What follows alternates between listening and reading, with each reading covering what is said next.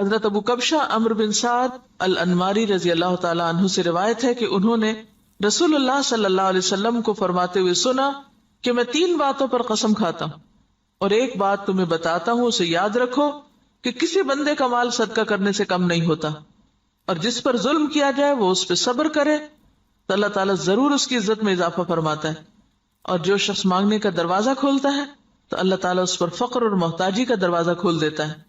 اور ایک بات میں تمہیں بتاتا ہوں، پس اسے یاد رکھو، دنیا میں 4 قسم کے لوگ ہیں۔ ایک وہ بندہ جسے اللہ نے مال اور علم عطا کیا، پھر وہ ان کے بارے میں اللہ سے ڈرتا ہے اور رشتہ داروں سے حسن سلوک کرتا ہے، اور ان میں جو اللہ کا حق ہے اسے پہچانتا ہے، اور یہ شخص جنت کے سب سے افضل درجوں میں ہوگا، بہت اونچا۔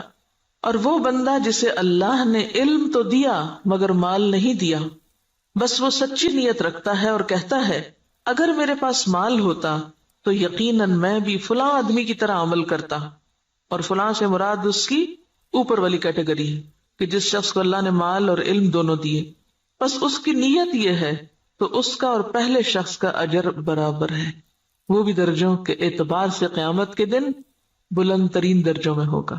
اور وہ بندہ جسے اللہ نے مال دیا اور علم نہیں دیا، بس وہ بغیر علم کے اندھا دھند طریقے سے خرچ کرتا ہے، اس کے بارے میں نہ اپنے رب سے ڈرتا ہے، نہ رشتہ داروں کے حقوق ادا کرتا ہے، اور نہ اللہ کا کوئی حق اس میں پہچانتا ہے، نہ اللہ کا حق دیتا نہ بندوں کا، تو یہ سب سے بدترین منزلت پر ہے۔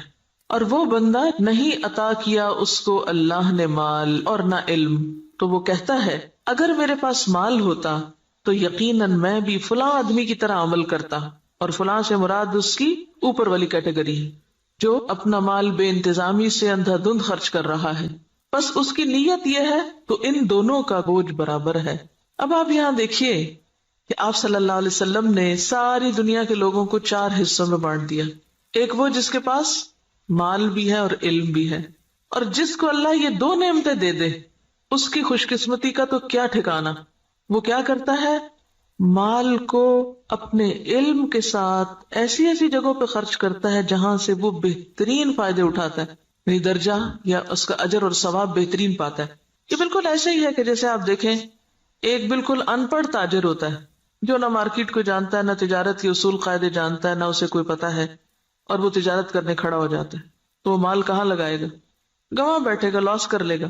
اور ایک وہ ہے جو پڑھا لکھا تاجر ہے، تجارت سے پہلے اس نے ایک ڈگری کی، یا ڈگری نہیں بھی کی تو ایک تجربہ حاصل کیا ہے، اور وہ مارکیٹ کو بھی جانتا ہے، حالات بھی جانتا ہے بہتر طور پر، اب وہ باقی سب سے آگے نکلتا چلا جائے گا، یعنی اس کا جو پروفٹ ریٹ ہے یا اس کا جو نفع کا جو مقام ہے وہ تو بہت آگے، وہ تو تھوڑے ہی عرصے میں بہت کچھ کما جائے گا، کیونکہ اس کو پتا ہے کہ مال کو کہاں لگانا ہے اور کیسے لگانا ہے۔ اس کے برعکس ناسمجھ شخص کچھ بھی نہیں کر سکے گا، مال ضائع کر دے گا۔ جیسے دنیا میں علم والے مال کو بہتر طور پر استعمال کرنا جانتے ہیں، اسی طرح دین کے علم کے ساتھ بھی انسان اپنے مال کی یا منی مینجمنٹ جو ہے اس کی بہترین حسن تدبیر کرتا ہے اور بہترین جگہوں پر خرچ کرتا ہے۔ مثلا بظاہر عام لوگوں کو وہ ایک چھوٹا سا کام نظر آتا ہے، یہ چھوٹی سی نیکی نظر آتی ہے، لیکن اس کے نزدیک وہ بہت بڑی نیکی ہوتی ہے اور وہ سوچ سمجھ کے خرچ کرتا ہے۔ ایسا شخص بعض اوقات چھوٹی چھوٹی نیکیوں سے بھی بہت بڑے درجے پاتا ہے، ذرے سے بھی وہ اجر عظیمہ کماتا ہے، اپنی اچھی نیت کی وجہ سے، اپنے اچھے طریقے کی وجہ سے، سمجھداری کی وجہ سے۔ تو نتیجہ کیا ہوگا؟ قیامت کے دن وہ اعلیٰ ترین مقام پر ہوگا۔ ایک دوسرا شخص ہے، اس کے پاس مال کوئی نہیں لیکن علم ہے، اس علم کی بنا پر وہ یہ سوچ رکھتا ہے کہ اگر کبھی میرے پاس بھی مال آیا تو میں بھی فلاں کی طرح کا، اس کو آئیڈیالائز کر رہا ہے، فلاں کی طرح نیکی کے کام کروں گا، اور یہ اس کی سچی نیت ہے۔ تو نیت کہتے ہیں پکے ارادے کو، نیت خوش خیالی کو نہیں کہتے، یا کسی خوش فہمی کا نام نیت نہیں ہوتا۔ ہم عام طور پر نیت کس کو قرار دیتے ہیں؟ بس ایک خیال آ جانا، وہ بڑی اچھی نیت ہے، اور تھوڑی دیر کے لیے خوش ہو جانا اپنی نیت سے۔ نہیں، نیت محض خیال نہیں، نیت کیا ہے؟ پکا ارادہ، سچا عزم۔ دنیا ادھر کی ادھر ہو جائے اور وہ شخص نہ بدلے، اس کی نیت نہ پھرے، اس کے ارادے نہ بدلیں، حالات کچھ بھی ہو اس کے ارادے نہ بدلیں۔ ہمارا عام طور پہ کیا حال ہوتا ہے؟ جب ہم اللہ سے راضی ہوتے ہیں تو اللہ کی راہ میں بہت کچھ خرچ کرنا چاہتے ہیں، نیکی بھی بڑی کرنا چاہتے ہیں۔ جب اللہ سے ناراض ہوتے ہیں پھر کیا کرتے ہیں؟ کسی بندے سے ہم راضی ہوتے ہیں تو اس پہ خوب لٹاتے ہیں، اور جب اگر اس بندے سے ناراض ہو جائے تو پھر ہم اس کو کیا دیتے ہیں؟ پھر اس کو آگ کر دیتے ہیں۔ ایسا ہی ہے نا؟ تو یہ سچی نیت ہے۔ پکا ارادہ نیکی کرنے کا نہیں. پکے ارادے والا کون ہوتا ہے؟ جو کسی کی تعریف، تنقید، حالات کے اچھے یا برے ہونے سے کوئی اثر قبول نہ کرے. جو اس نے نیکی کا ارادہ کیا تھا، ٹھانا تھا، وہ اس پہ جمع رہے کہ میں کسی کی باتوں میں آ کر اپنا کام چھوڑ دوں، کسی کے بہلانے سے، کسی اور دنیا کے حقیر فائدے کی خاطر میں اپنے مشن کو قربان کر دوں. نہیں، وہ احمق و بے وقوف شخص نہیں ہے کہ ایک ہوا کے جھونکے سے ادھر کو اڑ جائے اور دوسرا آیا تو ادھر اڑ جائے. وہ جم کے رہتا ہے اپنے مشن میں، اپنے سوچ میں، اپنے نیکی کا جو ارادہ اس نے کیا اس کو کوئی چیز متزلزل نہیں کرتی. ہمارا حال دیکھیں نا، ہم کئی دفعہ مال خرچ کرنے کا سوچتے ہیں، پھر تھوڑی دیر بعد شیطان آ جاتا ہے اور وہ کیا کرتا ہے؟ نیت خراب کر دیتا. ہوتا ہے نا ایسے کہ نہیں ہوتا کبھی آپ کے ساتھ؟ یہ سچی نیت کوئی نہیں ہوتی. سچی نیت تو وہ ہوتی ہے کہ بس آپ نے کر لی اور اب دنیا ادھر کی ادھر ہو جائے اور آپ نے کرنا ہی کرنا. ایسی نیت اگر کسی کی ہے اور مال نہیں بھی تو اللہ تو نیتوں کو جانتا ہے نا. ہم عام طور پہ کب کہتے ہیں اللہ نیت جانتا ہے میری؟ صرف خود کو کور کرنے کے لیے. ایسے شخص کو اللہ تعالیٰ بغیر کچھ کیے بھی وہی درجہ دے گا جو ایک کرنے والا کر کے لے رہا ہے. ایسے نیت کی سچائی کی وجہ سے، ارادے کی پختگی کی وجہ سے، خیر پر استقامت کی وجہ سے. تو یہ چیز دین میں بہت ضروری ہے. تیسرا وہ شخص ہے کہ جس کے پاس مال ہے، علم کوئی نہیں. اب یہ الٹ گیا قصہ. پہلے کے پاس علم تھا، مال کوئی نہیں تھا. اب اس کے پاس مال ہے، علم کوئی نہیں. اب وہ کیا ہے؟ بس جدھر اس کی خواہش نفس کہتی ہے، جدھر لوگ کہتے ہیں، جدھر اور لوگ جو کچھ کر رہے ہیں وہ بھی اندھا دھند وہی مال خرچ کرنا شروع کر دیتا ہے، دکھاوے میں، ریاکاری میں اور دنیاوی شہرت کے لیے. اب ظاہر پوچھ ہوگی. آپ کو پتا ہے کہ ابن آدم کے قدم ٹلیں گے نہیں قیامت کے دن جب تک کہ وہ 5 باتوں کا جواب نہ دے دے. اور اس میں سے ایک سوال کیا ہوگا؟ مال کہاں سے کمایا اور کہاں خرچ کیا، یہ پوچھا جائے گا. ایسا نہیں ہے کہ بس آپ چھوڑ دیے جائیں گے کہ بھیا اللہ میرا مال تھا، میری مرضی. یہ بات نہیں ہے. مال اللہ کی دی ہوئی ایک امانت ہے آپ کے پاس، اس کو اللہ کی مرضی کے مطابق ہی خرچ کرنا ہے. یہ نہیں کہ اگر آپ کو مال مل گیا تو اختیار بھی مل گیا. منمانی کرنے کا اختیار تو نہیں مل جاتا مال ملنے سے. یہ ملتا ہے ویسے ہم نے لیا ہوا ہے. ہم اپنے مال کو خرچ کرتے وقت کیا ذہن میں رکھ کے خرچ کرتے ہیں؟ میرا مال، میری مرضی، کیا مرضی کرو.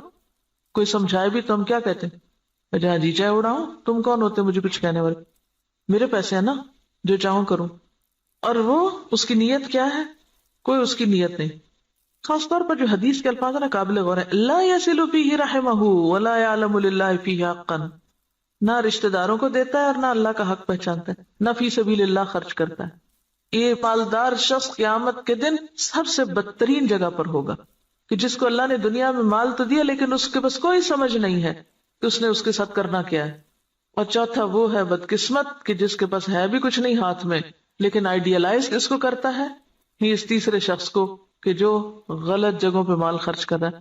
عام طور پر ہم لوگ کس کی پیروی کرنا چاہتے ہیں؟ اس شخص کی جس کے پاس مال ہے اور وہ نیکی کے راستے میں خرچ کرتا ہے، یا اس کی جس کے پاس مال ہے اور وہ دکھاووں کے لیے خرچ کرتا ہے؟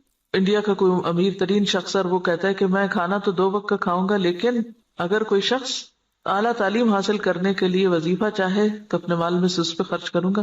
تو یہ کیسی مثال ہے نا کہ اس کے پاس ہے بہت کچھ لیکن وہ صرف ذاتی عیاشی میں نہیں اڑا رہا، وہ اعلیٰ مقاصد میں خرچ کر رہا ہے. اور لوگوں کے لیے ایک مثال یہ بھی، اور ایک وہ شخص ہے کہ جس کے پاس ہے اور وہ محض خواہشات کی تکمیل میں اور ذاتی خوشی میں خرچ کر رہا ہے. تو نتیجہ کیا ہے؟ باقی لوگ بھی اس کو آئیڈیالائز کر رہے ہیں اور وہی کچھ کر رہے ہیں. آج آپ دیکھیں کہ ہمارے معاشرے میں جس طرح نمود و نمائش ہو گئی ہے یا اس کے مظاہر جو نظر آتے ہیں، اس کے پیچھے کیا چیز ہے؟ فضول خرچی کے پیچھے کیا نفسیات ہوتی؟ دکھاوا اور نمود و نمائش کے پیچھے کیا ذاتی بڑائی کا جذبہ کہ لوگ مجھے بڑا مان لیں. تو قیامت کے دن ایسا شخص کہاں ہوگا؟ اخبث المنازل اسفل سافلین، وہ سب سے نیچے ہوگا کیونکہ اس نے اللہ کی نعمت کا غلط استعمال کیا. تو ہم سب کے لیے کیا ضروری ہے کہ ہم اپنے اپنے طریقوں کا جائزہ لیں. کوئی پیسہ خرچ کرنے سے پہلے ذرا رک جائیں اور سوچیں کہاں دے رہے ہیں، کس کو دے رہے ہیں، کیوں دے رہے ہیں، کیا مقصد ہے، کیا نیت ہے، کیا ارادہ ہے. اور اگر مقاصد چھوٹے چھوٹے ہیں، صرف دنیا سامنے ہے تو چھوٹا دل ہے اور چھوٹی جزا ہے. اور اگر دل بڑا ہے، مقاصد بڑے ہیں تو ذات سے بھی کاٹ لیں گے، اپنے آرام سے بھی کاٹ لیں گے اور بڑی جگہ پر انویسٹ کریں گے. صرف زبان کے ذائقے پر ہی خرچ کرتے چلے جانا، صرف دل کے سکون میں لباس پر ہی خرچ کرتے چلے جانا، صرف اپنی ذات ہی کو یا اپنے ہی آرام کو دیکھتے چلے جانا اور دین کے اور اعلیٰ ترین مقاصد کو بھول جانا، تو دنیا میں بھی مسلمانوں کو کس سے دوچار کر رہا ہے. اب دیکھیے، ہم نے بہت اس پر پہلے بھی بات کی تھی کہ ترقی یافتہ قومیں، آپ کو پتا 40% تک ٹیکس ہوتا ہے ان کا، 40 بازوں کا 60% بھی ٹیکس ہوتا ہے، کہ آپ نے 100 روپے کمایا 60 روپے دے دیجئے گورنمنٹ کو، وہ آپ کے لیے سڑکیں بنائے، اسپتال بنائے، ریسرچ سینٹر قائم کرے تاکہ قوم ترقی کرے۔ ہمارا کیا حال ہوتا ہے کہ ہم جتنا بھی کمائیں وہ سارے کا سارا پلٹ کر اپنی جیب میں ڈالیں، گھر ہمارا محل ہو، سڑک اور گلی چاہے ہماری ٹوٹی پھوٹی ہو۔ اسی وجہ سے ہم اس حال میں ہیں کہ ہم بڑے مقاصد میں خرچ نہیں کر سکتے، اپنی ذات کے لیے اور اپنے ہی لیے، اور پھر اپنے اوپر خرچ کرنے کے لیے ایسے ایسے طریقے اختیار کرتے ہیں کہ جس سے اجتماعی فائدہ پیچھے چلا جاتا ہے۔ اب دیکھیے کہ ایک قطرہ جب دریا میں ملتا ہے تو کیا ہو جاتا ہے، وہ کیا کہلاتا ہے؟ دریا کہلاتا ہے۔ اور جب وہ صرف قطرہ رہتا ہے تو وہ اپنی انفرادیت بھی کھو دیتا ہے، اپنی آئیڈینٹی بھی ختم کر دیتا ہے۔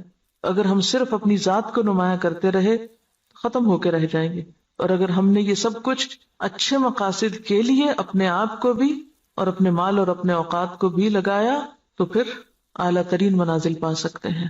یہاں جو بات یاد رکھنے کی ہے، بظاہر تو حدیث بالکل واضح ہے، مطلب صاف ہے، سمجھ میں آنے والا ہے، لیکن عملی طور پہ کیا کرنا ہے؟ ہر شخص اپنے اوپر کچھ نہ کچھ صدقہ لازم کرے، کچھ نہ کچھ کسی کو ضرور دیں، چھوٹا ہو یا بڑا، اور دے کے تجربہ کریں کہ یہ بات کس قدر سچی ہے۔ آپ دیں کمی نہیں ہوگی، اس سے زیادہ آئے گا۔ نمبر 2، سوچیں کس نے آپ پر کوئی ظلم یا زیادتی کی، نہیں یاد آ رہا تو ذرا غور سے یہ ذرا ذہن پہ زور ڈالیں۔ میرا نہیں خیال زور ڈالنے کی ضرورت، ایسی باتیں تو ہمیں ہر وقت یاد رہتی ہیں۔ کس نے میرے ساتھ کیا زیادتی کی ہوئی، سوچیں کس نے میرے ساتھ کیا ظلم کیا اور میں نے اب تک اس کو معاف نہیں کیا، ان سب کو آج معاف کر دیں، اور اپنے دل سے ان ظلم و زیادتی کے باتوں کو نکال کے دروازہ بند کر دیں، صاف کر دیں، صفائی کر دیں دل کی۔ معاف کرنے کا سب سے بڑا فائدہ صرف انسان کو خود ہوتا ہے، اپنا دل اطمینان میں آ جائے گا، اچھا کوئی بات نہیں، وہ بھی انسان ہے نا، پتہ نہیں اس کی کیا کیا مجبوریاں، اس کو کیا کیا کمی ہے، اس پہ کیا ظلم و زیادتی زندگی میں ہوئی، اس کو کیا کیا محرومی ہوئی، اس کو معلوم نہیں کیسا ماحول ملا، تو اس کو معاف کر دیں۔ اس کا کہاں سے پتا چلے گا کہ آپ نے معاف کیا؟ آج کے بعد ان باتوں کو زبان پہ نہیں لانا، چھیڑنا نہیں، ذکر نہیں کرنا، ورنہ ہوتا کیا ہے، جب کوئی آپ کو مزید پھر دوبارہ زیادتی کرتا ہے تو آپ جس چیز کو معاف کر چکے تھے اس کو بھی ساتھ جمع کر لیتے ہیں، اگلی زیادتی تو اگلی ہے، پچھلی بھی ساری لے آتے ہیں واپس۔ کڑوی باتیں نہیں دہرانی، منہ کڑوا ہو جاتا ہے۔ صبر، برداشت، پی جائیں۔ یہ صرف آپ کی سوچ کی بات ہے، آپ سوچیں کہ میں نے کر دی، اور آپ دیکھیں کہ اللہ آپ کی مدد کرے گا اور ہو جائے گا، کیونکہ میں نے بارہا اس کا تجربہ کیا ہے، بارہا، اور اتنا فائدہ ہوا ہے، میں تو یہ کہتی اللہ میرے حافظے سے بھی نکال دے، میرے پاس وقت نہیں ہے ان باتوں کو یاد کرنے کا۔ اور جو زیادتی کرے اس کے ساتھ احسان، وہ بے رخی کرے آپ اس کے پاس چلے جائیں۔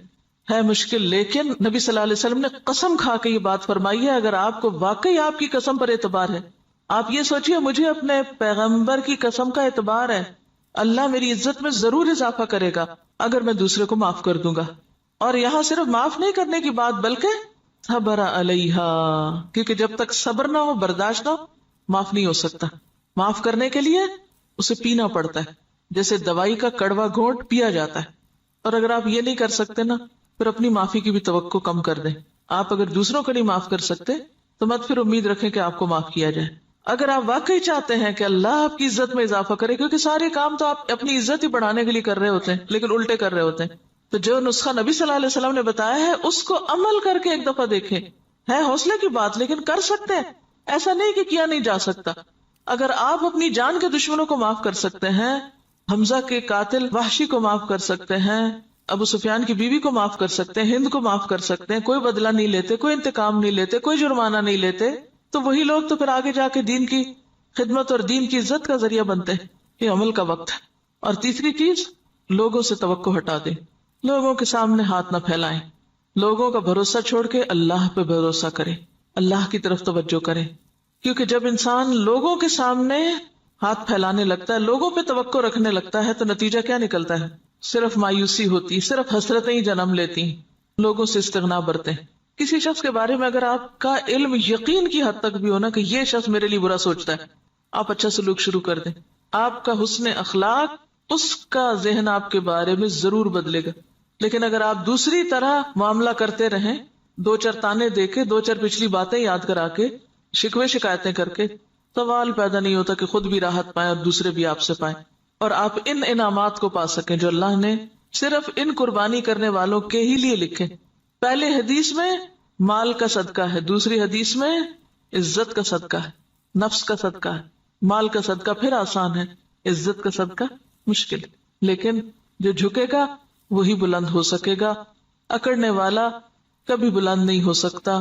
انک لن تخرق الارض ولن تبلغ الجبال طولا. سبحانک اللہم وبحمدک نشہد ان لا الہ الا انت نستغفرک ونتوب الیک. السلام علیکم ورحمۃ اللہ وبرکاتہ.